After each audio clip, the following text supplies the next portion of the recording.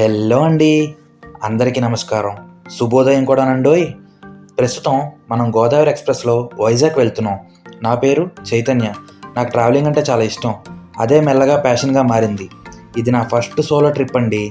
నా first travel vlog కూడా.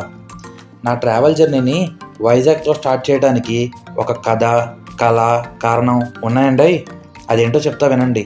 నేను గ్రాడ్యుయేషన్ చదివే టైంలో నా స్నేహితుల్లో చాలామంది వైజాగ్ వెళ్ళి బాగా ఎంజాయ్ చేశామని ఫొటోస్, వీడియోస్ చూపించి చెప్పేవారు.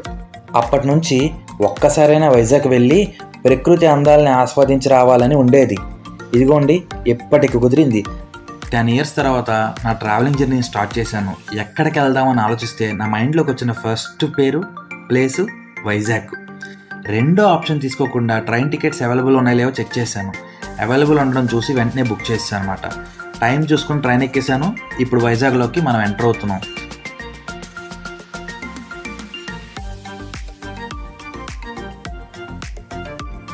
మనకి మోస్ట్లీ 3rd ప్లాట్ఫామ్ ఇచ్చినట్టు కనిపిస్తుంది ఇక్కడ నుంచి. ఎస్, ఎగ్జాక్ట్లీ 3rd ప్లాట్ఫామ్ ఇచ్చారండి.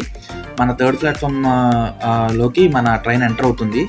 మీరు చూసుకోవచ్చు, పైన విశాఖపట్నం అని కూడా రాస్తుంది. నేను ఈ జర్నీని అరౌండ్ 3 to 4 or 5 days, కుదిరితే 6 days ప్లాన్ చేసుకున్నాను.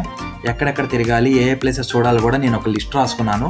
ఆ లిస్ట్ ప్రకారం నేను కన్ఫామ్గా అవన్నీ ఎక్స్ప్లోర్ చేస్తాను. ఆ ప్లేసెస్ అన్నిటిని ఏదైనా ఫొటోస్ కానీ వీడియోస్ కానీ తీసి నా నెక్స్ట్ బ్లాగ్లో అప్లోడ్ చేస్తాను.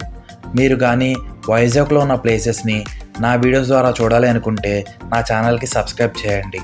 పక్కనే ఉన్న బెల్ ఐకాన్ కూడా క్లిక్ చేసి యాక్టివేట్ చేసుకోండి. ఇలా క్లిక్ చేసి యాక్టివేట్ చేసుకోవడం వల్ల నేను ఎప్పుడు ఏ వీడియో అప్లోడ్ చేసినా మీ ఫీడ్లోకి తప్పకుండా వస్తుంది.